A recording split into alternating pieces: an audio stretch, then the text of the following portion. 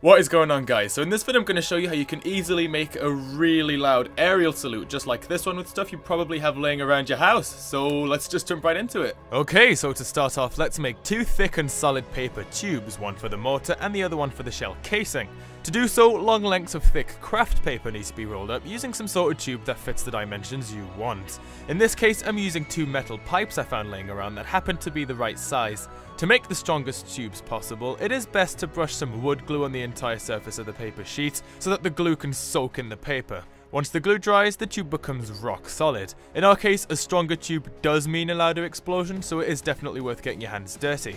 Also, the thicker the craft paper, the better. Trust me, it'll make things a whole lot easier. 40-pound paper would work just fine. Once the tubes are rolled, you will notice that the edges certainly aren't pretty. To fix this problem, the edges simply need to be chopped off once they're dry. I found that a bandsaw makes clean and quick cuts, but you could really use anything. You should end up with two nice and solid tubes. Next, a strong plug needs to be added to one side of the mortar tube, and as strange as it may sound, crushed cat litter actually goes rock solid if it's compressed enough. In order to compress it, I used an improvised press and a piece of wood that fits perfectly inside the tube.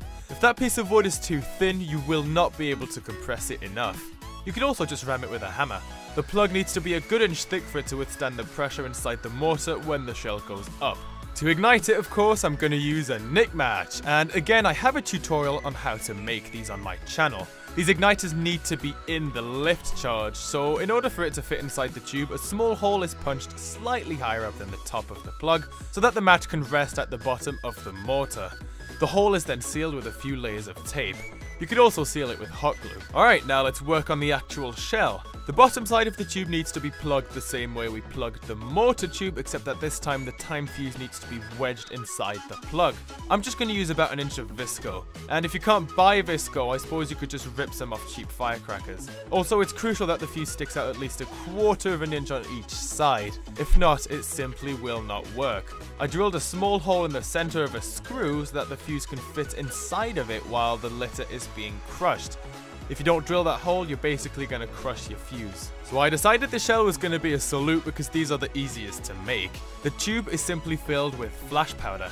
In this case, we're going to use 8 grams, which is twice the amount of flash used in military flash grenades. I put a link in the description for those of you who want to actually make the flash. Now, I do have a tutorial on my channel on how to extract some from Fireworks, but obviously taking apart Fireworks to make, well, Fireworks doesn't really make any sense.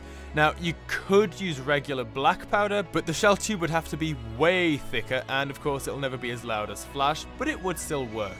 Now, the top side of the tube also needs to be sealed. Of course, we can't just press some more litter on top of the flash because that would be ridiculously dangerous. Flash can be ignited if it's compressed enough. One way to do it would be to seal it off with hot glue, like I did for the Grand Maroon in the Hollywood Explosion video. The problem with hot glue is that it will shoot out like a projectile when the shell explodes, and in this case it could easily hit someone in the eye. So here's a method I like to use. 5 cardboard circles are cut out and are soaked in wood glue mixed with some water.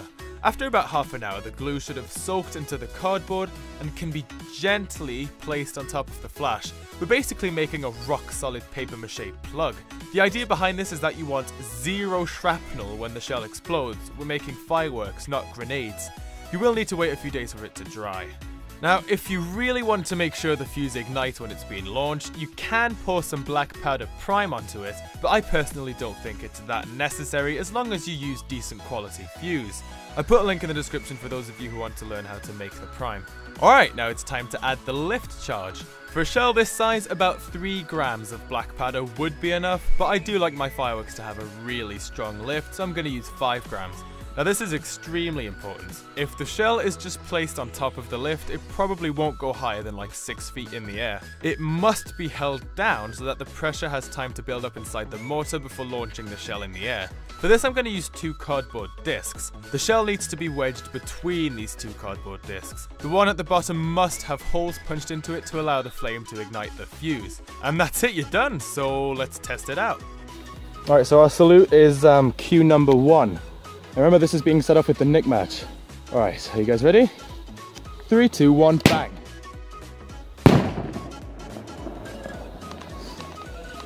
Feel the rumble.